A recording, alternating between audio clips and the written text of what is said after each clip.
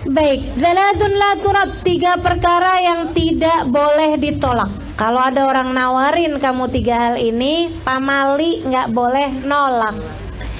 Jangan sampai ditolak. Kenapa?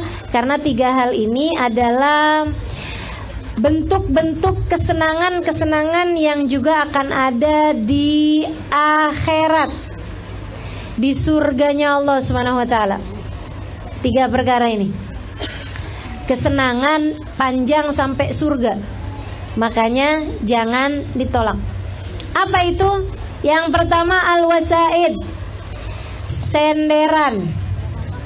Kalau kamu ditawarin senderan, ditawarin bantal buat senderan, bukan bantal buat tidur itu ya. Karena wasaid itu kan artinya bantal, gitu ya. Itu bukan wisada, bentuk mufradnya wisada itu bantal. Kalau jamaknya wasaid, bantal-bantal, bentuk tunggalnya wisada. Nah ini teman-teman sekalian, bukan artinya bantal buat tidur, bantal buat senderan. Orang Arab itu kan kayak gini nih di Arab nih. Jadi buat senderannya itu ada bantalnya gitu. Nah itu kalau kita kemudian ditawarin bantal buat senderan, nggak boleh nolak teman-teman sekalian. Karena memang di akhirat nanti itu juga merupakan salah satu kesenangan yang ada di sana. Allah Subhanahu wa taala mengatakan alal araiki yang turun, ya, alal araik, di atas senderan-senderan. Nantinya itu orang-orang akan berada di atas senderan-senderan yang turun, mereka akan saling lihat melihat. Gitu. Nanti surga itu ada salah satu kesenangannya adalah bersender, teman-teman sekalian. Tapi bukan artinya kita mesti seneng senderan, enggak ada. Kalau ditawarin sandaran, jangan nolak. Teman-teman sekalian, nanti di surga tuh kita sender-senderan.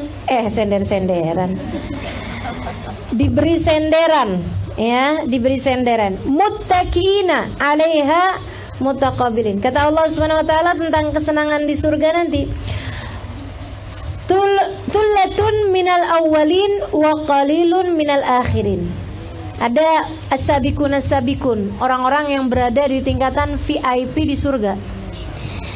As-sabiqun as-sabiqun, orang-orang yang terdepan, para pemenang-pemenang akhirat. Ulaikal muqarrabun, mereka adalah orang-orang yang dekat dengan Allah Subhanahu wa taala. Fi jannatin na'im, di surga yang diberi kenikmatan. Thulatun minal awwalin, banyak yang dapat kelas VIP ini orang-orang yang pertama-tama, kalangan para sahabat, kalangan para tabi'in, banyak yang dapat derajat as-sabiqun as-sabiqun ulaikal muqarrabun. Nah dari orang-orang belakangan nih tahun 2019 wa qalilun minal akhirin, dikit yang nembus sampai ke VIP. Kita mah kagak apa-apa dah, kelas ekonomi juga, yang penting sorga. Ala sururin mauduna, mereka berada di atas sarir-sarir, ranjang-ranjang. Mauduna yang berhiaskan permata. Muttaqina 'alaiha, saling bersandar. Nah ini duduknya senderan di surga itu ya. Mutaqabilin, saling berhadap-hadapan. Itu sender-senderan saling adep-adepan. Asik tuh di surga ya. Masya Allah. Makanya kalau ngeliatin ulama-ulama tuh, kalau di majelis-majelis mereka duduk di depan tuh kan, saling adep-adepan, saling omong-omongan. Saya udah ngebayangin, ya Allah nih surga nih modelnya nih. Karena yang di depan gitu ngomong orang-orang surga kan gitu ya. Para ulama-ulama seneng lihatnya, Masya Allah. Dan kesenangannya orang dunia nggak kayak begitu teman-teman sekalian. Kesenangannya orang dunia pada berdiri jingkrakan. Betul? Betul? Duduk di mana? Diskotik mana? Yang duduknya senderan. Duduk di bawah gitu senderan. Kagak pernah nemu saya. Betul apa enggak? Betul enggak? kelasnya. Masya Allah. Dari di dunia, calon penghuni dunia biasanya suka ngerjain perkara-perkara calon penghuni surga. Di dunianya ngerjain perkara-perkara surga. Calon penghuni nauzubillah neraka, di dunianya juga mirip aja. Di akhirat nanti tuh, di neraka itu orang makannya berdiri, orang minumnya berdiri, pada berdiri. Di surga diceritain minum, makan sambil ngobrol, duduk gitu ya, ngobrol-ngobrol sama orang di ininya gitu. Kelihatan ada burung terbang, wah enak nih burung panggang, langsung burung panggangnya jadi di depan gitu ya. Subhanallah, seneng bener. Ntar ada anak kecil-kecil, wildan, bawa-bawa makanan-makanan, bawa minuman gitu ya, macem-macem makanannya, macem-macem minumannya, enak-enak semuanya. Itu teman-teman sekalian, keadaannya ahli surga seperti itu. Dan di dunia, orang-orang calon-calon penghuni surga juga mengerjakan hal yang sama. Maksudnya dari cara berkesenangannya itu tidak melanggar aturan agama. Makanya nih, kalau kepengen masuk surga, insya Allah kita juga ngerjain pekerjaannya ahli surga. Salah satu pekerjaan ahli surga yang disabdakan Nabi Muhammad, salah satu surga yang disabdakan Nabi Muhammad yang kita sekarang sedang ada ini. Kata Nabi Muhammad, idza marartum biriyadil jannah fartau. Kalau kalian dapetin ada kebun surga, ikutlah, bergabunglah, rekreasilah, tamasyalah di dalamnya. Apa itu Rasul? Taman-taman surga di dunia yang banyak pohonnya, yang banyak sungainya. Enggak, kata Nabi. Hilakut dzikir fil masajid, perkumpulan-perkumpulan yang mengingatkan orang kepada Allah yang diadakan di masjid-masjid ataupun di majelis-majelis taklim. Yang kayak kita sekarang sedang kerjakan. Mudah-mudahan nih yang hadir di sini calon ahli surga semuanya. Amin. Salatun la turad, 3 perkara nggak boleh ditolak. Al-wasaid, yang pertama adalah senderan, gitu ya. Tapi kalau lagi menuntut ilmu, itu bagusnya nggak sender. Apa-apa. Yang senderan saya liatin yang udah di atas usia. Iya, apa-apa ya. Tapi maksudnya jangan nyari senderan gitu kalau di majelis. Nggak apa-apa. Enak tuh, semakin nggak nyender, semakin lebih konsentrasi, gitu ya, karena jauh dari ngantuk. Kalau senderan kan lebih dekat ngantuk, apalagi dekat kipas, pules deh tuh. Al-wasaid, ya, yang nggak boleh senderan lagi makan. Kita kalau makan nggak boleh senderan. Nabi Muhammad bilang, la akul wa ana muttaqi. Saya nggak akan makan sambil senderan. Kenapa gitu Rasul? Karena makan senderan itu gaya makannya raja-raja. Nabi nggak suka. Nabi lihat tuh orang-orang sombong-sombong tuh yang makannya sambil senderan, kemudian perutnya dibuka, kakinya dibentangkan gitu ya, kakinya bersila, silanya lebar, terus senderan, wah, sambil dikipasin, dayang-dayang. Tuh Nabi nggak kayak begitu. Nabi nggak mau makan dengan cara seperti itu. Nabi kalau makan dengan gaya makannya budak, duduk, satu kaki didudukin, satu kaki diangkat. Nah, itu cara makannya Nabi Muhammad SAW. Kenapa Nabi kalau makan kayak begitu? Tahu kan cara makannya habaib kita kalau lagi kumpul bareng tuh? Nah, itu kan cara makannya kan satu kaki didudukin, satu kaki dinaikin. Perlu contoh? Nggak usah ya. Susah nih saya nih udah duduk di atas nih. Suruh nyontoin duduk makan agak repot. Jadi seperti itu teman-teman sekalian. Nabi nggak suka makan sambil bersandar. Lah terus yang Nabi Muhammad bilang jangan tolak senderan tuh maksudnya kalau apa? Kalau kita lagi bertamu, kalau kita lagi ngobrol gitu ya, terus kita dikasih senderan. Kalau kita di majelis juga, kalau pas kita lagi memang duduknya bersender, kemudian ada yang ngasih kepada kita bantalan buat senderan, itu nggak boleh ditolak. Adab kita untuk tidak boleh menolak, gitu ya. 3 perkara ini nggak boleh ditolak. 1, senderan. Yang keduanya adalah minyak wangi, wewangian. Sebenarnya nggak harus minyak wangi, teman-teman saya sekalian, nggak harus minyak wangi. Apapun aja yang dijadikan sebagai wewangian.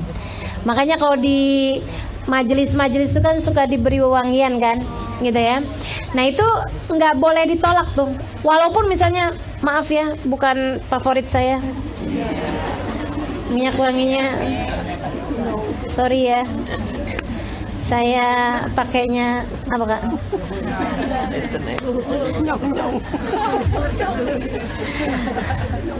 Misalnya gitu. Sorry, ini bukan mereknya saya nih. Nah itu juga nggak boleh. Pokoknya yang namanya wewangian itu nggak boleh ditolak, teman-teman saya sekalian. Baik kamu diberi wewangian, atau disuguhin wewangian, atau dioleskan wewangian, atau dikasih itu loh yang ada asap-asapnya tuh, asal wangi ya. Kalau terus baunya bau yang busuk gitu, nah itu nggak boleh gitu kita pakai begituan. Nah kalau yang wangi gitu kita jangan tolak, teman-teman saya sekalian. Kayu gahru itu yang paling bagus ya. Atau misalnya yang dari misik gitu kan, Nabi Muhammad suka tuh pakai misik, teman-teman saya sekalian. Minyak wangi favorit Nabi Muhammad alaihissalam adalah misik. Kita sunnah juga pakai misik. Misik kalau laki-laki sunnahnya misik hitam, kalau perempuan sunnahnya misik putih. Tahu misik? Tahu ya? Yang nggak tahu pura-pura tahu aja. Misik itu teman-teman saya sekalian dibuatnya dari darahnya kijang. Subhanallah ya, dari darahnya kijang. Jadi kijang itu bukan semua jenis kijang, bukan. Ada satu bagian dari satu bangsa kijang. Maksudnya satu space ya, satu apa tuh namanya? Satu jenis kijang yang dia memang memproduksi misik, teman-teman saya sekalian. Itu misiknya di pahanya dia. Jadi nanti tuh kayak keluar gitu, kayak daging tumbuh, kayak kutil kalau di kita ya. Cuman dia lebih besar dari kutil. Terus kemudian membesar kayak, mohon maaf, kayak bisul gitu ya. Kemudian membesar kayak daging tumbuh tuh, kayak daging tumbuh. Sampai nanti dia berbentuk seperti bertempat gitu loh. Ada tempatnya gitu, ada kantongnya. Nah itu nanti kalau udah mateng, kalau udah waktunya diambil, dipecah, dipergunakan oleh orang, dia akan gesek itu ke pohon sampai terlepas. Itu kabarnya teman-teman saudaraku sekalian, ketika itu terlepas, sehutan wangi semua. Misik tuh dari situ. Dan itu saudaraku sekalian, misiknya yang sebenarnya dari situ tuh mungkin satu inian ya, saya nggak tahu jadi berapa banyak. Tapi dari yang udah diproduksi jadi misik sekalipun, itu 1 gramnya lebih mahal daripada minyak wangi. Lebih mahal daripada 1 gram emas. Bibitnya itu tadi tuh lebih mahal daripada 1 gram emas. Gram-gramnya dia, 1 gramnya lebih mahal daripada 1 gramnya emas. Gitu. Ya emang susahnya nyarinya kan setengah mati, nggak bisa diproduksi, nggak bisa diapa-apain gitu. Satu jenis kijang itu ya, itu misik namanya.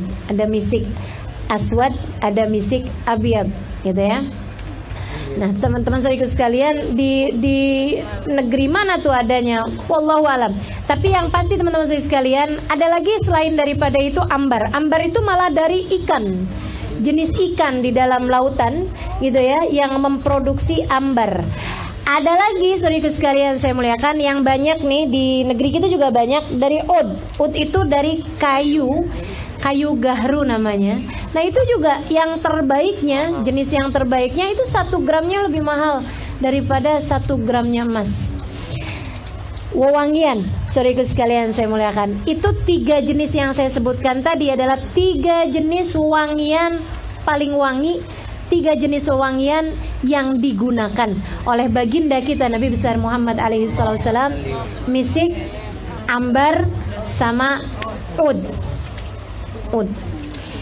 Sisanya yang lain kayak wangi kasturi itu misik ya. Kasturi itu bahasa Indonesianya misik.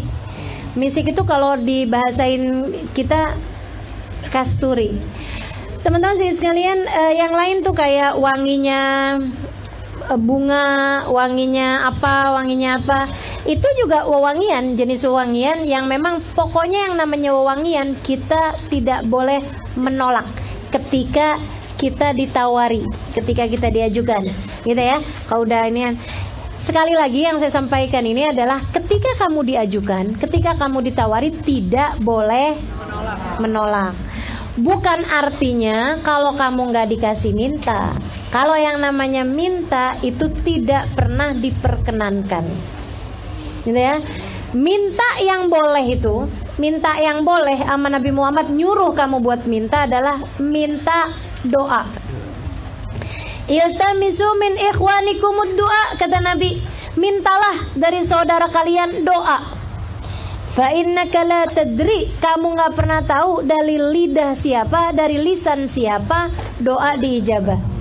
Makanya jangan remehin orang, minta doa gitu sama orang-orang. Siapa aja yang kita temuin, mintalah doa. Dari anak kecil, oh dia belum punya dosa nih, kita minta doa, gitu kan ya. Dari orang tua, oh ibadahnya lebih panjang nih, kita minta doa. Dari orang yang berilmu, wah kita mesti minta doa nih, doanya mustajab. Dari orang yang nggak ngerti, ya ampun, nih polos banget. Kalau dia berbuat dosa juga karena nggak ngerti nih, ini catatannya bakalannya banyak bersihnya nih, gitu kan, catatan amalnya dia karena dia nggak ngerti apa-apa. Nah ini juga nih, doanya mustajab, kita minta doa. Jadi sama setiap orang kita punya sisi baik untuk kita lihat dari orang tersebut, dan dengannya kita minta doa sama orang tersebut. Minta doa, minta duit jangan. Minta minyak wangi, minta yang lain-lain jangan. Minta bantal jangan, ya udah gitu ya. Tapi ini maksudnya kalau ditawarin. Dan ini kan kalau ditawarin, kalau minyak, kalau bantal ini biasanya ditawarin bukan untuk dimiliki, tapi untuk diguna pakai, kan gitu ya. Kalau minyak wangi juga bukan untuk dimiliki biasanya, akan tetapi untuk digunakan seperlunya. Jadi kalau kita lagi di majelis terus ada orang nyodorin minyak wangi, artinya bukan buat kita dikasih, bukan. Makasih ya, masukin tas, nggak gitu. Maksudnya kita olesin di tangan kita, kita kasih ke sebelah, gitu maksudnya. Ini ada yang nggak ngerti nih, pas dikasih gitu kan minyak wangi gitu, makasih, kasih, langsung taruh tas. Nah, nggak gitu. Kecuali kalau memang dia dibungkus kado, dia ini gitu kan, nih hadiah buat kamu, berarti memang buat kita, begitu kan? Itu ya, minyak wangi. Teman-teman sekalian, kita itu minyak wangi nih ya, perkara minyak wangi, sunnah untuk bertatoyub. Semua orang sunnah untuk bertatoyub. Bertatoyub itu sunnah. Tatoyub itu berwangi-wangi. Bertatoyub itu hukumnya sunnah. Tidak bau hukumnya wajib.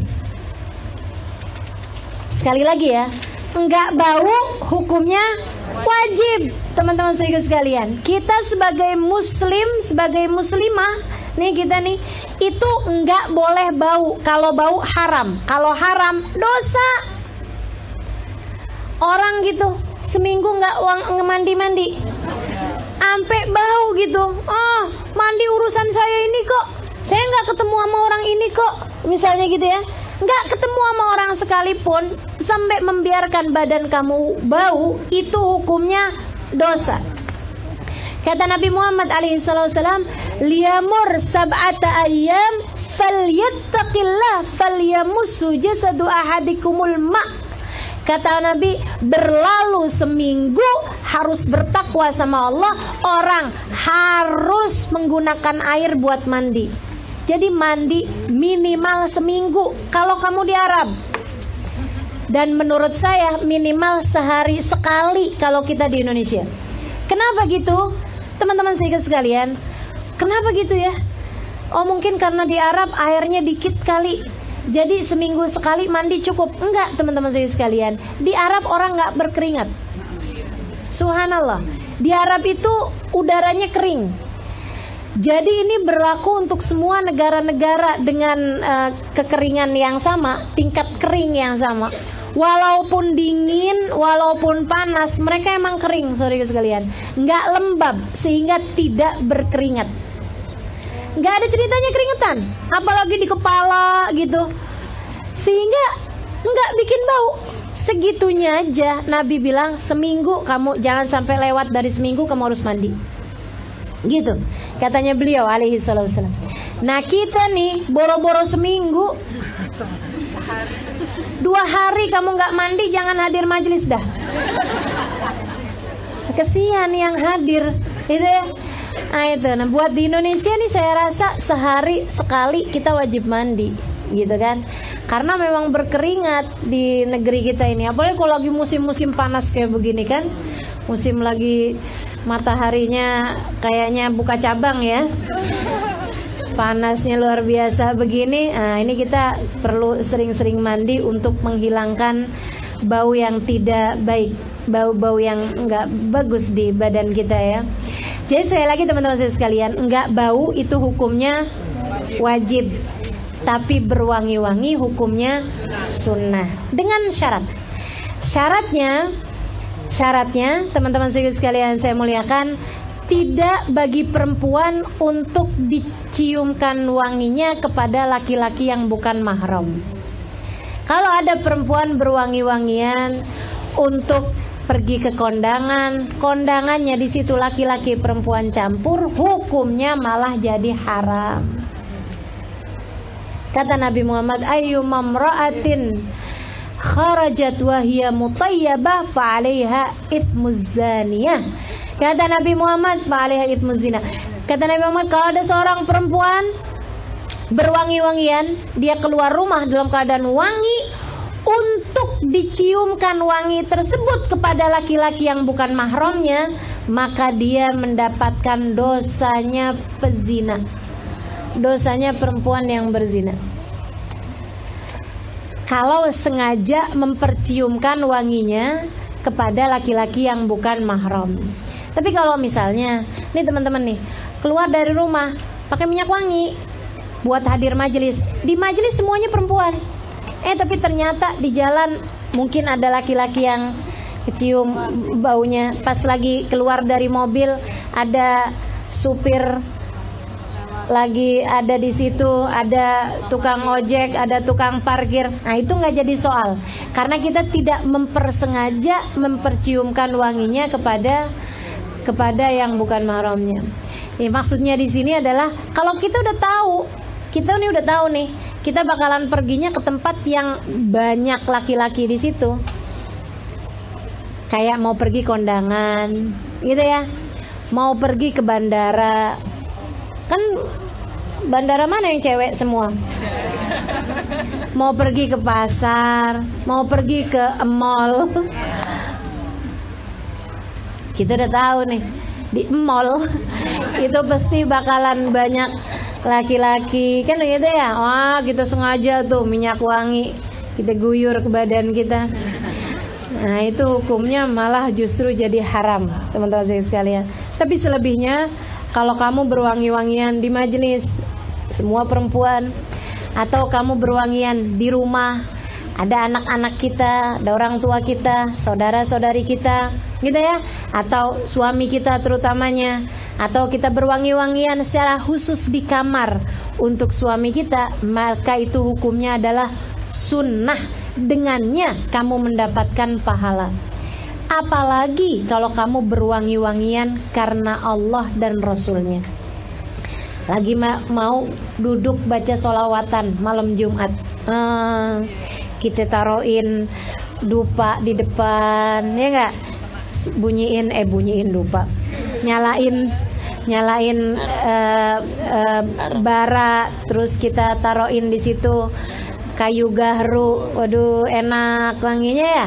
Kemudian kita taruhin minyak wangi di tangan-tangan, di badan-badan, wangi, enak. Kita baca sholawatannya gitu ya, sambil bayangin, wah, itu kan kalau kita kecium bau wangi, bayangin Rasulullah tuh nyambung, betul nggak? Tapi kalau mohon maaf teman-teman saudara sekalian, pas kita cium bau kita, pas kita cium bau mulut kita, habis makan pete, makan jengkol, terus kita baca Allahumma sholli ala Sayyidina Muhammadin al-Habibil Mahbub, rada nggak pas gitu ya. Bayangin, ya Allah, aku sampaikan sholawat kepada Nabi Muhammad alaihissalam, sahibut taj wal mi'raj, jismuhu tahirun mutahharun mu'attarun munawwarun. Ini nggak pas. Badannya Nabi itu suci, badannya Nabi wangi. Kita lagi baca sholawatan kayak gitu, tapi baunya nggak enak di sekeliling. Nggak pas. Karenanya Sayyidina Imam Malik alaihi ridwanullah, beliau itu kalau ada hari-hari tertentu mempersilahkan orang untuk tanya segala macam urusan, datang ke rumah beliau untuk nanya segala macam urusan sebagai alim Madinah ya, orang paling alim di kota Madinah pada masa tersebut. Itu nanti kalau udah orang pada kumpul gitu mau nanya permasalahan sama beliau, beliau suka nanya dulu, mau nanya apa? Mau nanya bab apa gitu maksudnya? Bab warisan, Tuhan. Oke. Yang lain mau nanya ada makna satu bait syair. Nah, ya baik. Yang ini saya mau nanya urusan talak nih. Bingung jatuh apa enggak talak. Oh ya baik. Yang ini mau nanya urusan perdagangan. Oh baik. Yang ini mau curhat urusan jodoh. Enggak ada itu mah. Adanya di Indonesia. Habis gitu terus yang saya mau nanya urusan hadisnya Nabi, atau saya mau nanya perkara tentang Nabi Muhammad alaihissalam. Beliau akan jawab semua pertanyaan kecuali yang untuk Nabi Muhammad alaihissalam, yang tentang Nabi Muhammad alaihissalam. Nah, kalau yang tentang Nabi Muhammad, sebentar saya pamitan dulu. Beliau masuk dalam kamarnya mandi dulu, pakai minyak wangi dulu, wangi-wangian dulu, sholat dulu, istikharah 2 rakaat, minta sama Allah Subhanahu wa taala, ya Allah, mau jawab tentang Rasulullah, jangan sampai enggak pas sama kemuliaannya Rasulullah. Habis itu beliau duduk sambil menghadap ke arah, maksudnya sambil diperhatikan orangnya, udah wangi, beliaunya penuh dengan senyum. Beliau bertanya, apa yang bisa saya katakan tentang Rasulullah? Dia nanya kemudian, ini nih maknanya hadis ini apa? Atau ceritakan tentang Rasulullah masalah apa? Atau saya lagi kebingungan bagaimana menjawab orang yang selalu berkata tentang Rasulullah begini misal gitu ya. Nah itu beliau akan terangkan tentang Rasulullah dengan senyuman. Beliau wangi, badannya bersih, punya wudu, baru habis mandi, masya Allah. Ya gitu. Adaban di Nabi Sallallahu Alaihi Wasallam, adab beliau kepada Nabi Muhammad Alaihi Wasallam. Ini namanya berwangi-wangi karena Nabi, teman-teman saya sekalian. Ini orang yang berwangi-wangi karena Nabi pasti bakalan ketemu sama Nabi dalam keadaan beliaunya wangi, Nabinya wangi. Dalam keadaan dianya wangi, Nabinya wangi alaihi salatu wassalam. Makanya kenapa itu juga yang jadi sebab kenapa kita kalau di majelis-majelis Maulid Nabi kan pasti tuh ada aja tuh, buat apaan sih nih? Apalagi kalau orang-orang nggak ngerti kan, astagfirullah pakai dupa asap-asap nih, manggil apaan nih? Wah, nih nggak ngerti soalnya ya, nggak tahu tuh tujuannya apa. Tujuannya kalau ada yang datang baunya rada kurang-kurang bisa ketutupan. Gitu, itu membantu gitu kan. Jangan sampai kamu yang mungkin baunya tidak harum Nah itu jangan sampai kamu terhalang dari mendapatkan keberkahan Nabi Muhammad sallallahu alaihi wasallam. Gitu teman-teman sekalian. Atau tatayyab li ajlillah, berwangi-wangi karena Allah. Gimana tuh berwangi-wangi untuk Allah? Karena Allah. Bangun malam tahajud, sikatan gigi dulu. Emang kamu mau kemana? Mau sholat sunnah, ngadep Allah. Jadi mulut harus wangi. Habis itu pakai minyak wangi dulu. Sebelum sholat Allahu Akbar, wangi enak. Inna mimma yutawilul a'mar, katanya Nabi Muhammad alaihissalam, at-tatayyub fis sahar. Salah satu dari penyebab berkah umur, suka pakai minyak wangi di waktu jam-jam jelang subuh, saat sholat tahajud, saat munajat kepada Allah subhanahu wa ta'ala. Manjangin umur, ngeberkahin umur, bikin kita jauh lebih sehat, jauh lebih kuat, jauh lebih memungkinkan untuk punya umur yang berkah dalam hidup kita. Allahnya ridho sama kamu, jadi kasih berkah umur. Ini orang menghargai aku, kata Allah subhanahu wa ta'ala. Mau jumpa sama aku pakai wangi-wangi dulu, giginya bersih dulu. Kita mau ngadep orang penting aja kan, jangan sampai mulutnya bau. Masa mau ngadep Allah yang paling penting, malah kita biarkan tidak menjaga penampilan, tidak menjaga aroma tubuh. Nah, ini mesti kita jaga-jaga teman-teman sekalian. Jadi sekali lagi, tatayyub li ajlillah, berwangi-wangi karena Allah. Nabi Muhammad alaihissalam mengatakan, man tatayyaba lillah laqi Allah wa rihuhu atyab minal misik.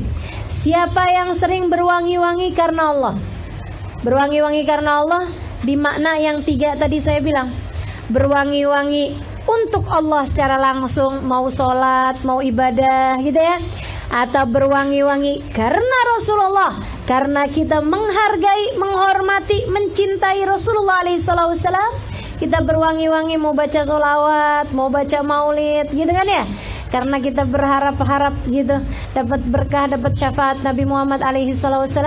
Kemudian lagi berwangi-wangi untuk suami, untuk anak, untuk teman-teman, biar mereka lebih nyaman, biar mereka lebih betah. Untuk menghargai ilmu ketika kita duduk di majelis seperti ini salah satu bagian dari berwangi-wangi karena Allah. Orang yang selalu melakukan hal yang seperti itu, dia akan berjumpa dengan Allah, sedangkan wanginya lebih wangi daripada bau misik. Lebih wangi daripada bau misik. Wa man tatayyab li ghairillah, siapa yang suka pakai wangi-wangian untuk selain Allah, untuk gegayaan, biar orang tahu kalau saya minyak wanginya mahal gitu ya, biar orang tahu kalau saya ini kelasnya kelas kelas apa, kelas atas. Atau berwangi-wangian ketika pergi ke kondangan, yang malah memperciumkan wanginya untuk laki-laki yang bukan mahramnya. Nah yang seperti ini, laqi Allah warihu antan minal jifah, dia akan berjumpa dengan Allah sedangkan baunya lebih busuk daripada bau bangkai. Naudzubillah min dzalik.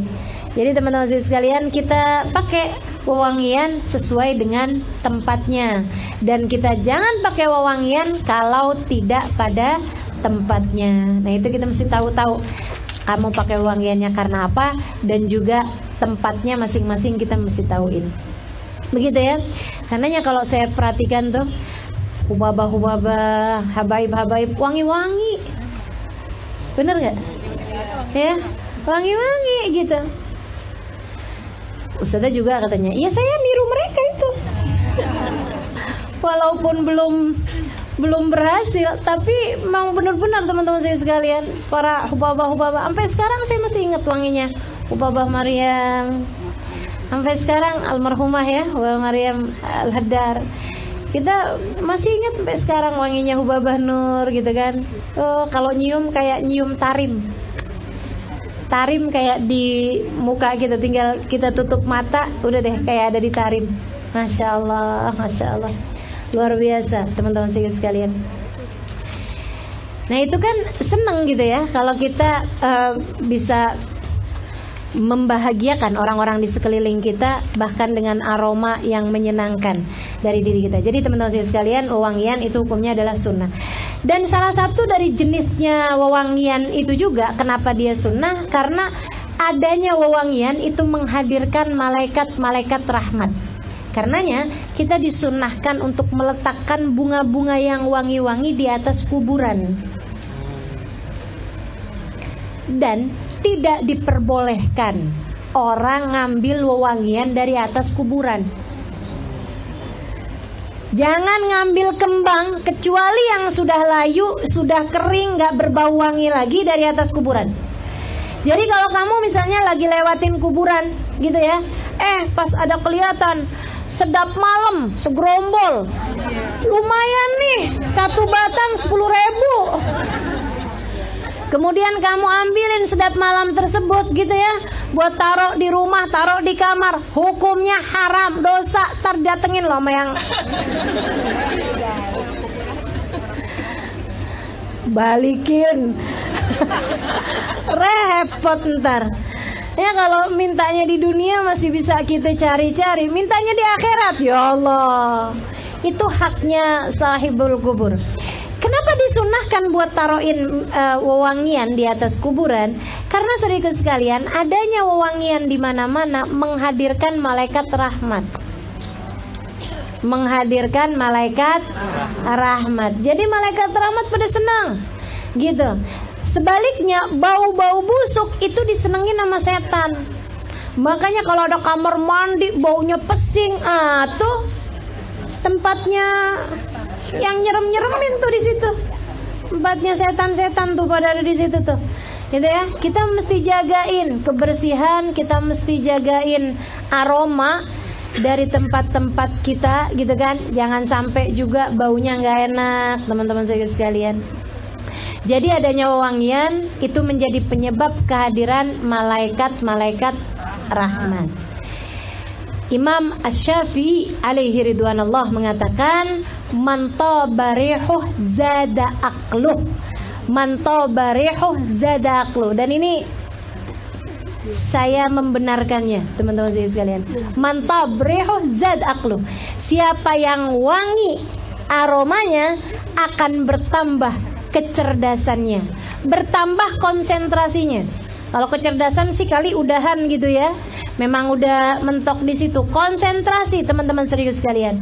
Manzad aqluh, mantabrihu zad aqluh. Siapa yang wangi dirinya, tubuhnya, aroma tubuhnya, zad aqluh akan bertambah mudah konsentrasinya. Coba aja kamu belajar gitu ya, baca kitab, baca buku, baca apa aja gitu yang perlu konsentrasi atau mau nulis atau apa, dalam keadaan belum mandi, mulut bau, waduh udah nggak enak semuanya. Coba tuh mau nulis nggak masuk, susah setengah mati. Saya udah coba. Jadi caranya gimana? Mandi dulu, wangi dulu, pakai minyak wangi dulu, bersih dulu, enak wanginya. Habis itu bikin kopi dulu.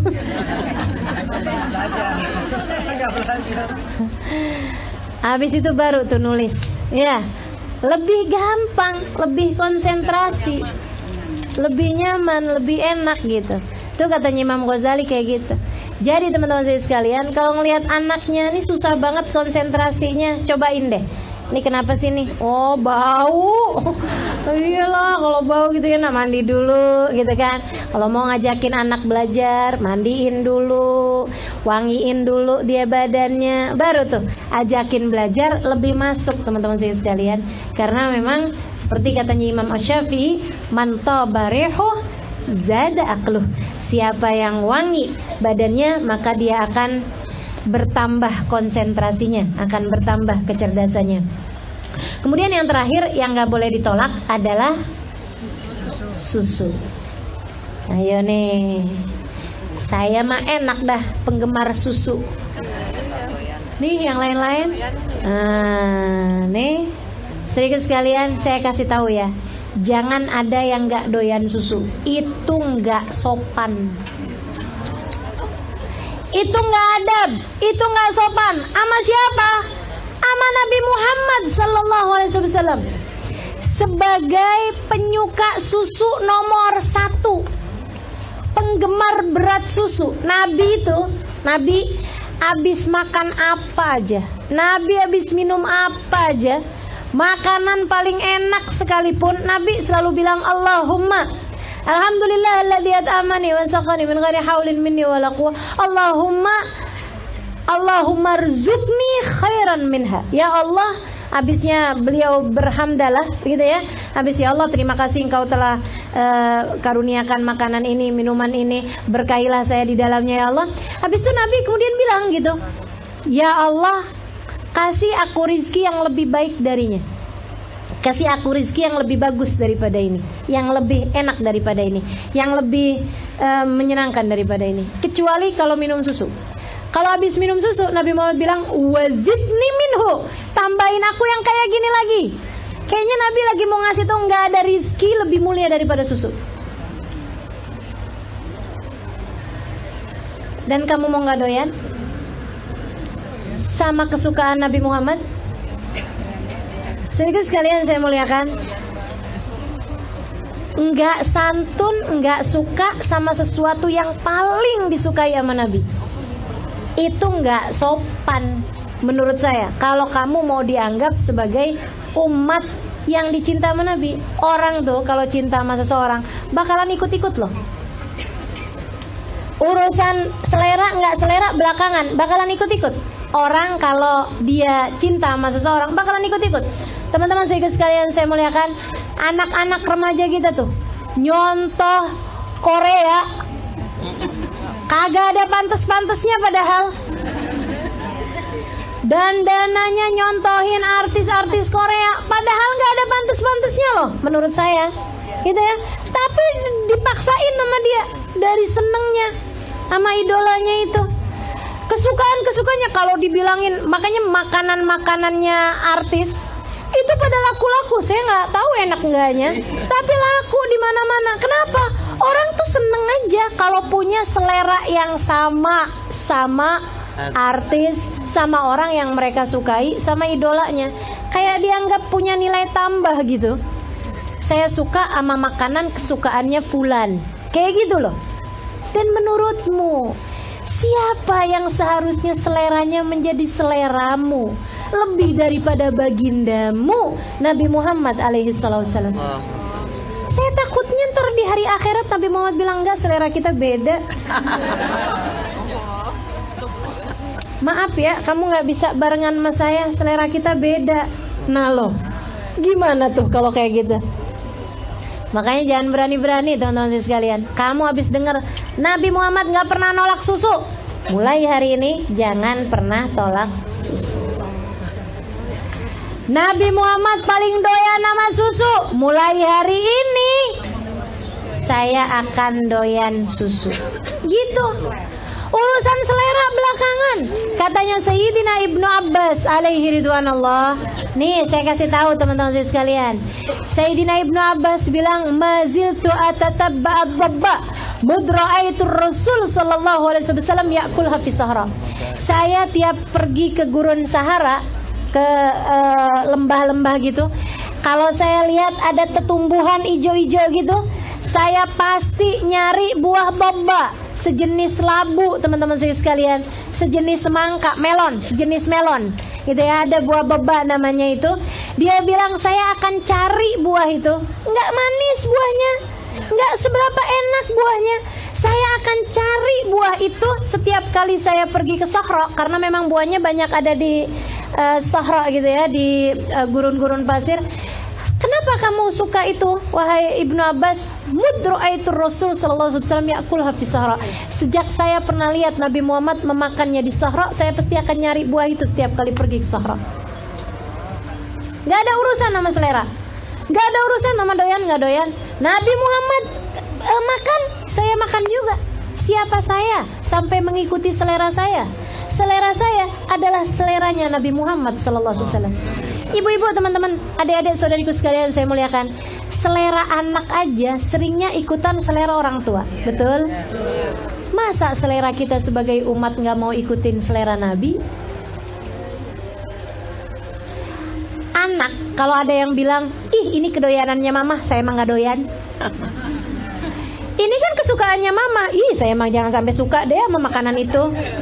Bagaimana perasaanmu sebagai seorang mama? Ini anak kurang ajar. Betul gak? Ih mama suka makan ikan asin, ya ampun ma, gak level ma. Saya mah pizza, sorry ya ma. Ini anak kagak ada sopan-sopannya. Kita bilang begitu teman-teman sekalian. Kita khawatir kalau kita habis dengar Nabi Muhammad makanan favoritnya susu, terus kita bilang, aduh saya gak suka susu. Nabi Muhammad bilang, ya ampun ini beda selera nih sama saya, ini umat kurang ajar nih. Jangan sampai teman-teman sekalian. Adabmu adalah untuk ikut sama semua yang disukai, yang disenangi oleh Nabi besar Muhammad. Jangan ada yang gak suka susu. Ini beneran loh ini. Saya sampaikan ini beneran loh ini. Ilmumu jadi manfaat. Kalau kamu yang selama ini gak suka susu, belajar buat suka susu sesudah mendengarkan kajian saya. Abisnya nggak suka Ustaz, nggak ada yang nggak suka. Teman-teman sekalian, sekarang gini, kamu kalau mau minum obat atau sesuatu yang kamu tahu hidup matimu bergantung sama itu, kamu ada nggak urusan, aduh saya nggak doyan nih, aduh sorry deh saya nggak doyan. Kata dokternya saya nggak peduli, kamu doyan apa nggak doyan, harus kamu minum, kan begitu? Betul kan? Sekarang teman-teman sekalian, urusan sesuatu yang disuka sama Nabi Muhammad alaihissalam, di dalamnya terdapat semua obat bagi penyakit dohir batinmu. Maka nggak usah ada urusan sama doyan nggak doyan. Kamu minum, ambil susu, ya, baca sholawat. Allahumma salli ala Sayyidina Muhammadin wa ala ali Sayyidina Muhammad. Kamu baca sholawat, gitu ya. Kemudian kamu bilang, ya Allah, saya minum susu kayak Nabi Muhammad minum susu. Saya suka susu kayak Nabi Muhammad suka susu. Bismillahirrahmanirrahim. Gak usah ada pikiran di pikiran, nggak enak nih pasti nih, muntah nih kayaknya.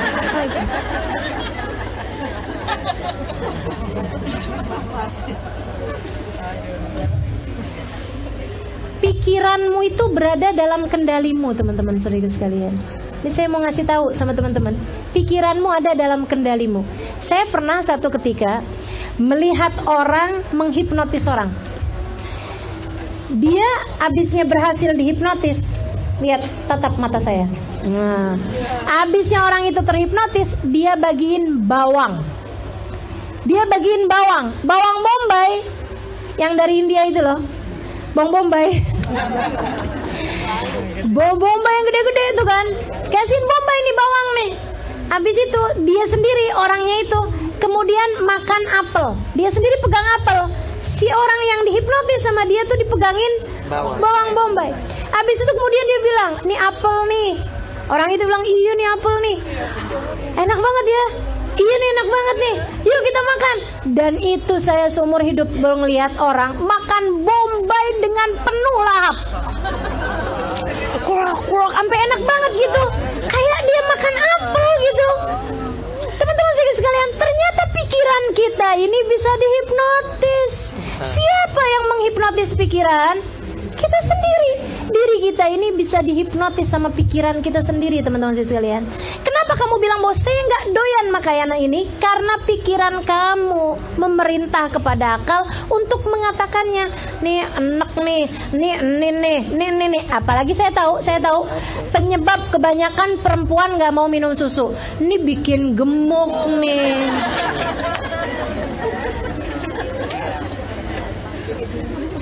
Itu mesti kamu hilangin. Set, kamu ganti. Ini minuman kesukaan Nabi Muhammad. Ini minuman paling sehat. Ini adalah obat bagi segala penyakit zahir batin saya. Ini adalah obat bagi penyakit pikiran saya. Ini adalah obat bagi penyakit hati saya. Sebab ini adalah minuman kesukaan Nabi Muhammad. Kalau ada sesuatu yang bisa kita satukan antara kita dengan Nabi pada zaman ini, kita nggak bisa bersatu secara waktu,